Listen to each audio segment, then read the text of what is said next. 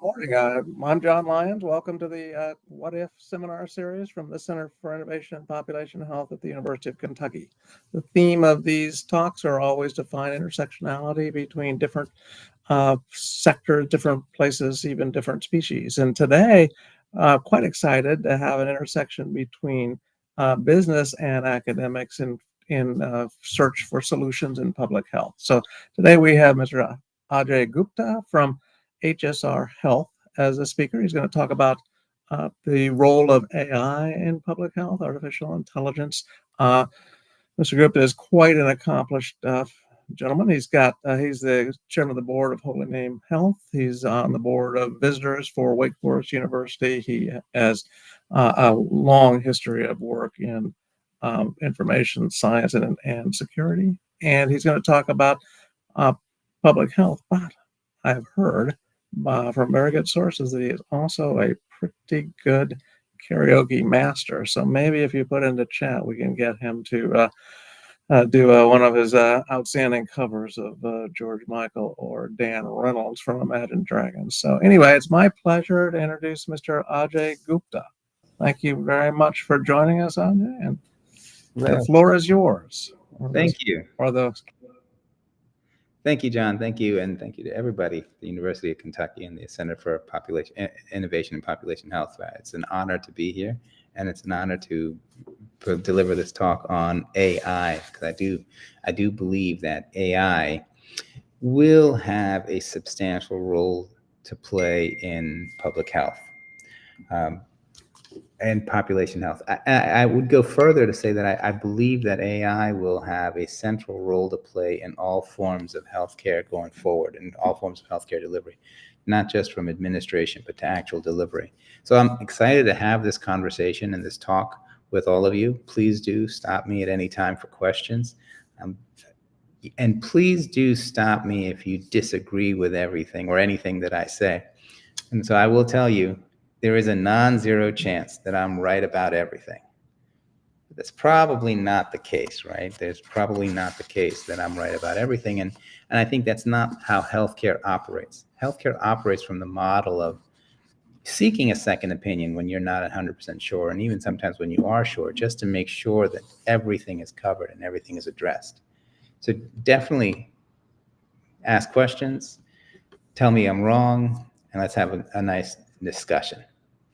We do have some slides prepared that are just really to help guide the discussion to moving along. The title, of course, is, so let me just quickly tell you a little bit about our company, just to set the stage. We are a technology firm. We come out health tech from the provider side. As John mentioned, I'm chairman of the board of a multi-hospital social safety net system, Holy Cross Health in Maryland, that's part of the Trinity Health Network, which is 101 hospitals in 27 states. And that's the mindset that we bring, that we are trying to aid the delivery of care with everything that we make. So our platform, our tools are designed to aid the delivery of care at the point of care and throughout the care life cycle. Next slide. Sorry, next slide. Thank you. So we do propose and post a lot of data sets along a number of available channels, our own and our partners' data aggregation marketplace channels. And the purpose of that is to get data out into the field where more and more users inside and outside of healthcare can make use of it to advance population health. The data sets span in value or topics from disease spread to disaster and emergency response to climate and social determinants of health.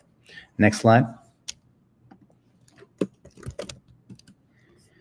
We produced a platform. It's on the AWS cloud, and it is essentially how we communicate and provide our decision support tools, including our AI tools, both a licensed version, next slide, and an unlicensed, publicly available version, the OpenGOMD platform. Please feel free to use it and let us know if there's anything that you find missing.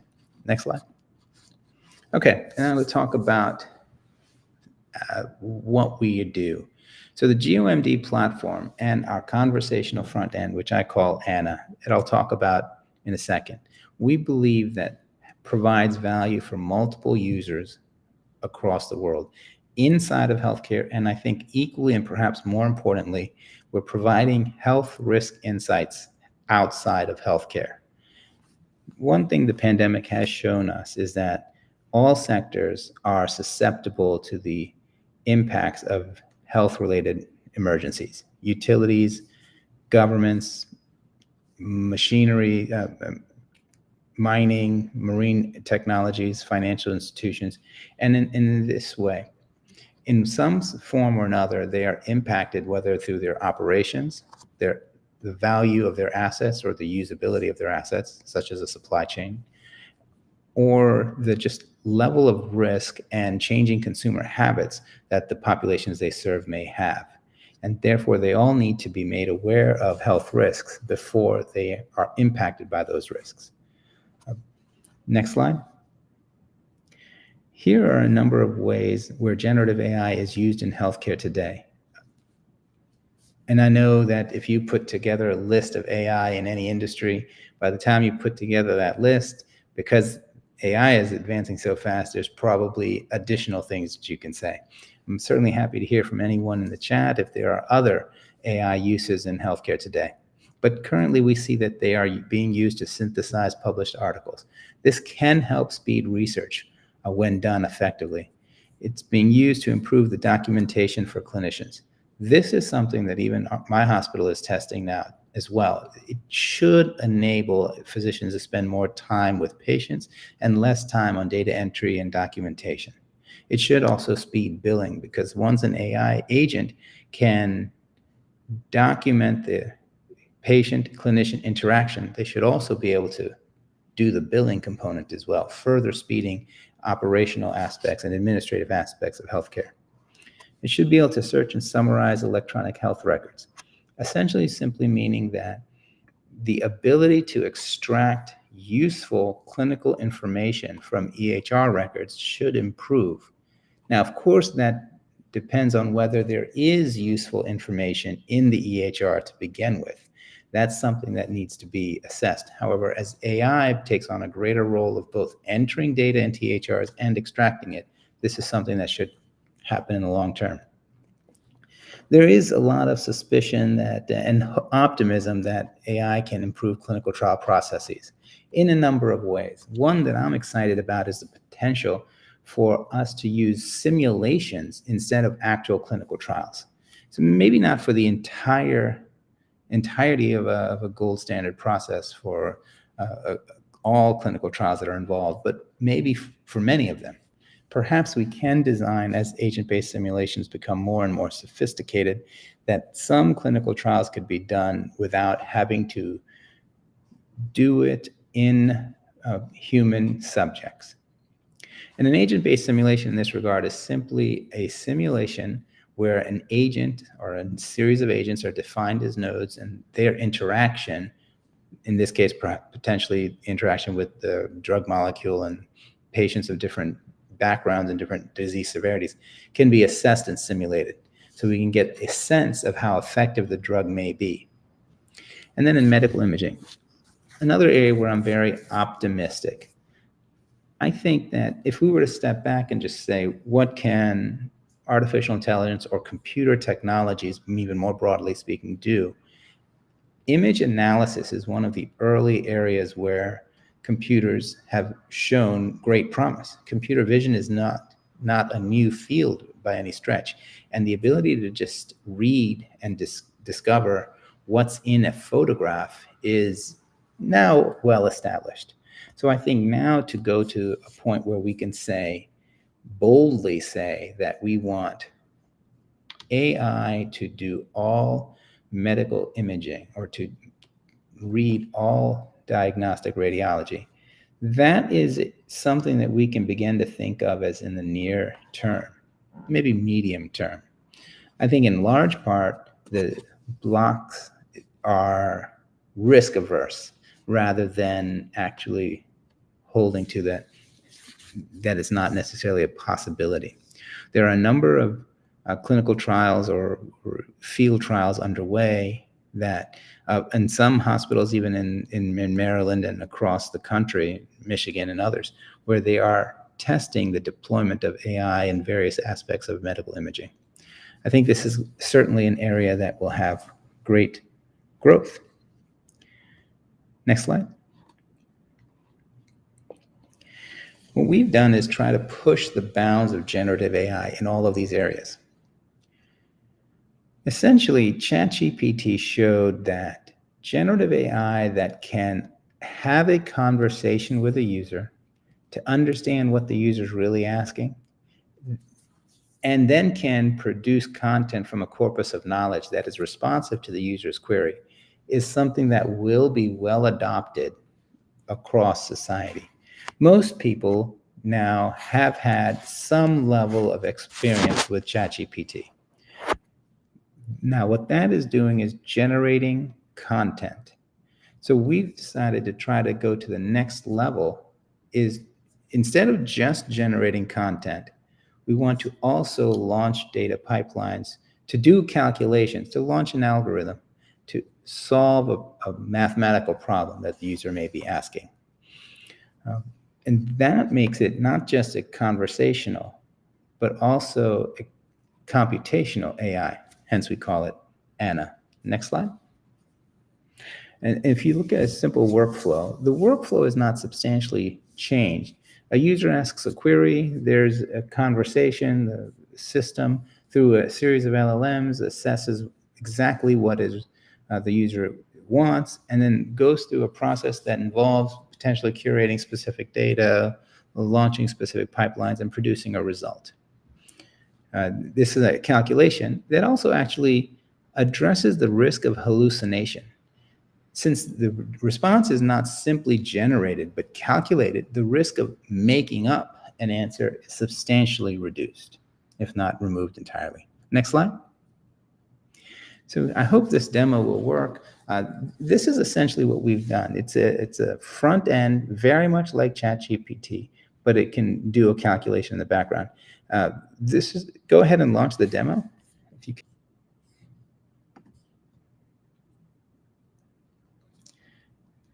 Thanks. So a user simply types in a question, and this is a particular question is asking the average distance to care in the state of Maryland.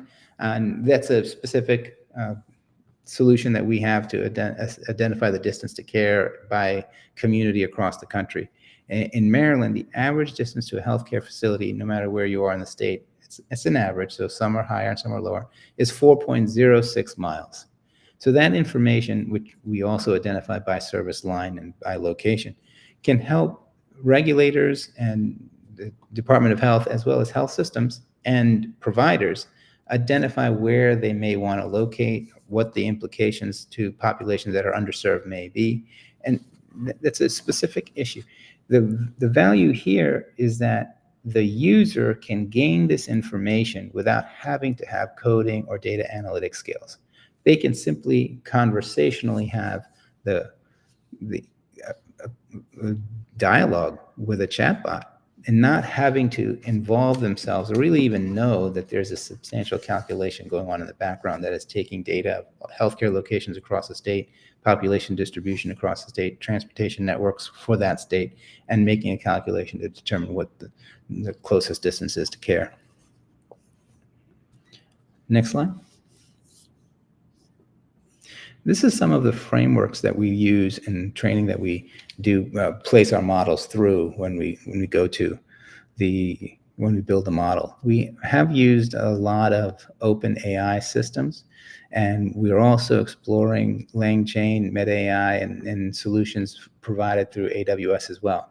But one key point is when we do anything with artificial intelligence, or really any computational model, machine learning, LLMs, anything, we build it ourselves from scratch first, because that's the only way we know that we know how it works, how it should work, how it can work. Once we can do it to a proof of concept, then we can explore incorporating publicly available or privately available models from partners to speed the process. But we have to know that we have to have our own degree of confidence to our own level of risk tolerance and satisfaction that we know that the process can work. I leave that as a since especially in healthcare, we can't have really black box solutions, this is the best way that I've found to make sure we know how it's working. Next slide. Everybody has the need to validate. One of the things that we've done for validation is just sort of run this AI model through zoonotic spillover detection. Zoonotic spillover detection is something that we've done. In order to do that, we've had to create LLMs that mined historic sources of disease outbreak data. That's actually a data set that we've created, leveraging data from the World Health Organization and a number of other sources. Obviously, they have been reporting disease outbreaks for such a long time that a lot of those reports are actually reports, and they're not digitized. So we created an LLM to read through those past reports and excerpt data on past disease outbreaks. We've done this now for the globe. Here is demonstrated for Peru, which is a particular country in which we operate. Next slide. This is sort of our timeline. When we wrote this, this was Q4 2023, so we're now in Q1 2024. We're just about to ending, and we are still on the timeline. So we have incorporated Gen AI into our existing data pipelines, our solution Anna, and we're moving forward with pilot testing with a number of customers. Next slide. So what follows now is a number of public health use cases. I'll leave the slides with John so anyone can look at them, but I'm not going to necessarily bore everybody and go over all of them. I'll pick a couple to talk through, but there are plenty of use cases for AI in public health. And if any one in particular is not of interest, feel free. Again, as I mentioned, validation is very important in public health, not only because of the risk level, but also because you just do have to know that the solutions work. Our solutions, which have been validated during and even before COVID, have been shown to work. So our process of leveraging advanced models, machine learning models, agent-based simulation models with an AI front end have been used through the pandemic to do, for instance, predicting COVID case counts, which we found were accurate for the duration of a year.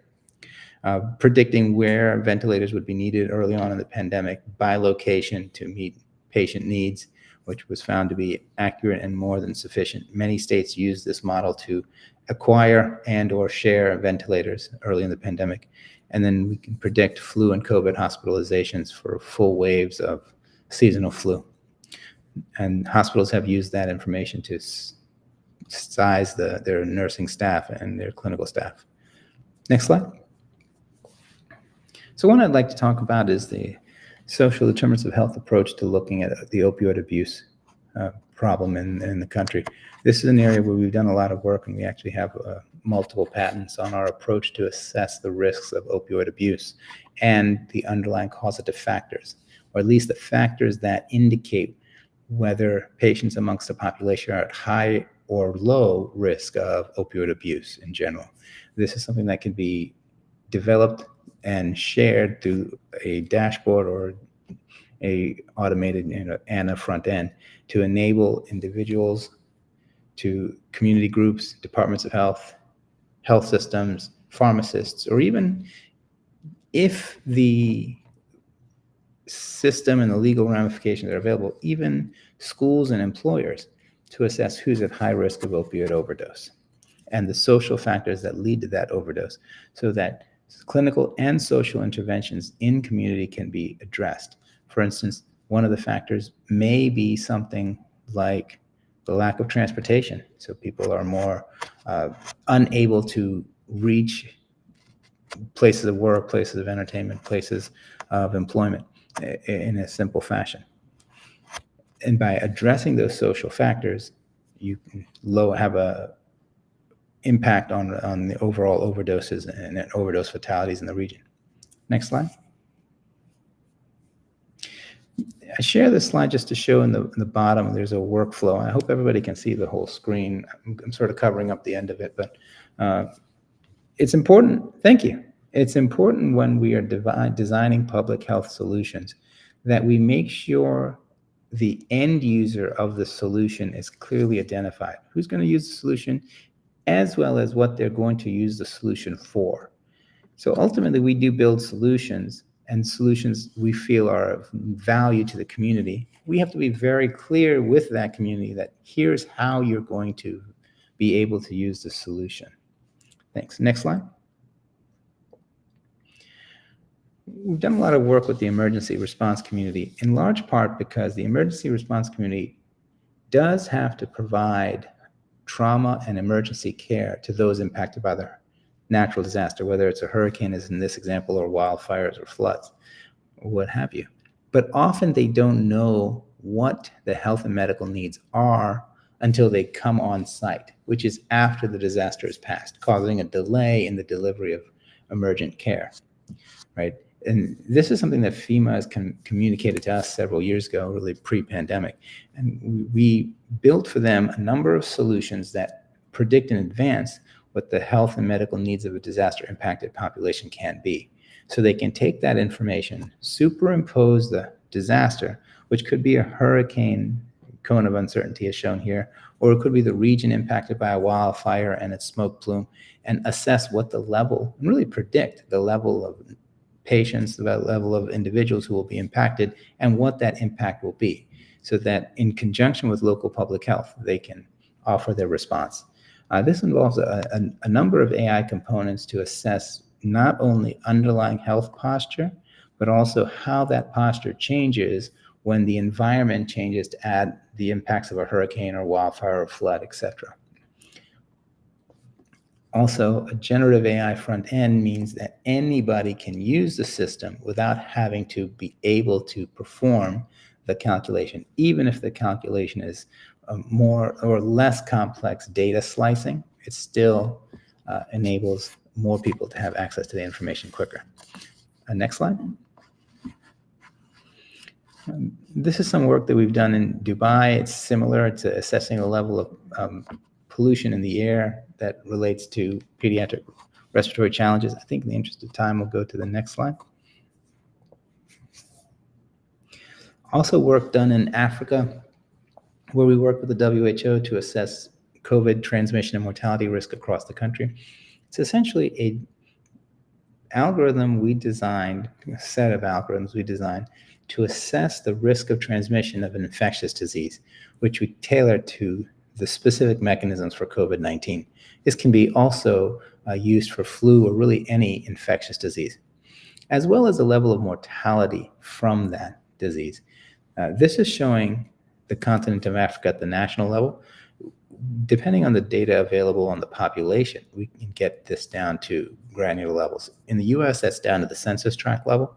In other areas that they may be less data rich, it may be still just admin 2. But even admin 2 is sufficient enough to know, for instance, where to place roadblocks to stop the movement of people in an infectious disease outbreak location, as well as where to allocate resources to respond to the crisis. Next slide. The next slide. This is one of the projects we've done in the United States where we are assessing the care deserts, essentially areas of the country where people don't have access to the necessary health care to meet their needs, to meet their health and wellness needs. This involves an analysis of transportation, locations where populations are. We use a center of census tracts to measure distances by roadways or public transportations to healthcare facilities by service lines, and then compare that by a region, which can be a state, or for very large states like California, it can be for their county or their, the region of the state that they're in. And that identifies where there's ample healthcare service facilities and where there's insufficient service facilities. And from that point, we can analyze the outcomes and sociodemographic factors to assess what the impact of that lack of care is. The intent of all of this is to inform both provider communities and public health departments where these places exist. So public health departments may be able to use regulatory guidance to help providers move into those areas, and providers may find that there are untapped communities that they can serve. Next slide. This is a use case of the Maryland Hospital Association. This is, I described it in general, but this particular work in Maryland worked on pediatric, maternal, and primary care. And specific to these three, because the state has, at the time the project was underway, programs in place to incentivize providers to provide these service lines in areas where they didn't exist. Next slide. This is a fairly new project and one we're quite excited about, but I'm sure everyone has started to hear about the issues of plastics in our food supply. One of the many sources of plastics in our food supply is plastics in our oceans, which impact those who may recreationally go into those bodies of water, but also the fish that live in those bodies of water and that we then consume. We are able to leverage satellite data and a number of algorithms to extract the level of plastics in oceans and bodies of water by region, by area. So we can cover both oceans as well as smaller bodies or even sections of bodies of water. Then comparing those with ocean currents can assess the level of risk that fish populations and schools of fish have to consuming those plastics, which we can then track into the human food supply. Next slide. I mentioned zoonotic spillover. This is just another view of the work done in Peru and replicating across the country. Next slide. Thank you. This is our